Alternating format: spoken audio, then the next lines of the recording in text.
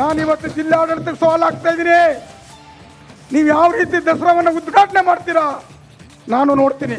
ಇಡೀ ರಾಜ್ಯಕ್ಕೆ, ಇಡೀ ದೇಶಕ್ಕೆ ಕೆಟ್ಟ ಸಂದೇಶ ಹೋಗಬೇಕು.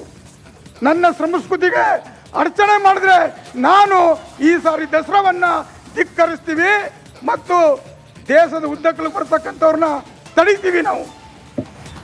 ಈ ಬಾರಿ ಮೈಸೂರು ದಸರಾ ನಡೆಯಲು ಬಿಡಲ್ಲ. ರಾಷ್ಟ್ರ ಮಟ್ಟದಲ್ಲಿ ಕೆಟ್ಟ ಸಂದೇಶ ಹೋಗಬೇಕು. ಮಹಿಷ ಮಂಡಲೋತ್ಸವ ವೇದಿಕೆಯಲ್ಲೇ ಮಾಜಿ ಮೇಯರ್ ಪುರುಷೋತ್ತಮ್ ಸವಾಲು. ಕರುನಾಡಲ್ಲಿ ಜೋರಾಯಿತು ರಾಜೀನಾಮೆ. ರಾಜಕೀಯ ತಪ್ಪು ಮಾಡಿಲ್ಲ, ನಾನೇಕೆ ರಾಜೀನಾಮೆ ನೀಡಲಿ? ಚಂದ್ರಶೇಖರ್ ಪತ್ರಕ್ಕೂ ಕುಮಾರಸ್ವಾಮಿ ಕಿಡಿ.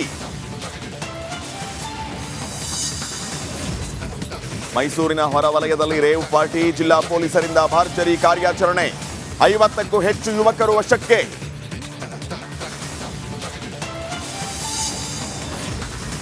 ಜೈಲು ಸೇರಿ ದರ್ಶನ್ 100 ದಿನ. ಬಳ್ಳಾರಿ ಜೈಲಾಧಿಕಾರಿಗಳ ನೆಮ್ಮದಿ ಕಸಿದ ಕಾಟೇರ. ನಾಳೆ ಪೊರಕಿ ಜೋಡಿಗೆ ಬೇಲ್ ಸಿಗುತ್ತಾ ಇಲ್ವಾ?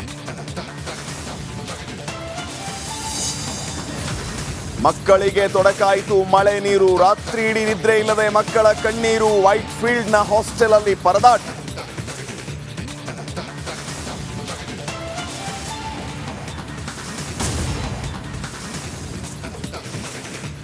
ನಾನಿವತ್ತು ಜಿಲ್ಲಾಡಳಿತಕ್ಕೆ ಸವಾಲು ಆಗ್ತಾ ಇದ್ದೀನಿ.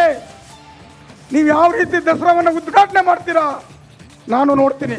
ಇಡೀ ರಾಜ್ಯಕ್ಕೆ, ಇಡೀ ದೇಶಕ್ಕೆ ಕೆಟ್ಟ ಸಂದೇಶ ಹೋಗಬೇಕು.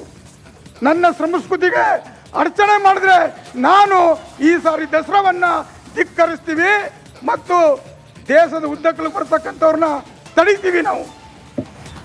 ಈ ಬಾರಿ ಮೈಸೂರು ದಸರಾ ನಡೆಯಲು ಬಿಡಲ್ಲ. ರಾಷ್ಟ್ರ ಮಟ್ಟದಲ್ಲಿ ಕೆಟ್ಟ ಸಂದೇಶ ಹೋಗಬೇಕು. ಮಹಿಷ ಮಂಡಲೋತ್ಸವ ವೇದಿಕೆಯಲ್ಲೇ ಮಾಜಿ ಮೇಯರ್ ಪುರುಷೋತ್ತಮ್ ಸವಾಲು. ಕರುನಾಡಲ್ಲಿ ಜೋರಾಯಿತು ರಾಜೀನಾಮೆ. ರಾಜಕೀಯ ತಪ್ಪು ಮಾಡಿಲ್ಲ, ನಾನೇಕೆ ರಾಜೀನಾಮೆ ನೀಡಲಿ? ಚಂದ್ರಶೇಖರ್ ಪತ್ರಕ್ಕೂ ಕುಮಾರಸ್ವಾಮಿ ಕಿಡಿ. ಮೈಸೂರಿನ ಹೊರವಲಯದಲ್ಲಿ ರೇವ್ ಪಾರ್ಟಿ. ಜಿಲ್ಲಾ ಪೊಲೀಸರಿಂದ ಭರ್ಜರಿ ಕಾರ್ಯಾಚರಣೆ. 50ಕ್ಕೂ ಹೆಚ್ಚು ಯುವಕರು ವಶಕ್ಕೆ.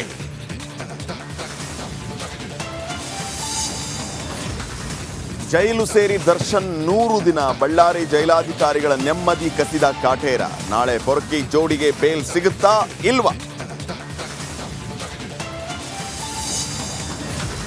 ಮಕ್ಕಳಿಗೆ ತೊಡಕಾಯಿತು ಮಳೆ ನೀರು. ರಾತ್ರಿ ಇಡೀ ನಿದ್ರೆ ಇಲ್ಲದೆ ಮಕ್ಕಳ ಕಣ್ಣೀರು. ವೈಟ್ ಫೀಲ್ಡ್ನ ಹಾಸ್ಟೆಲ್ ಅಲ್ಲಿ ಪರದಾಟ.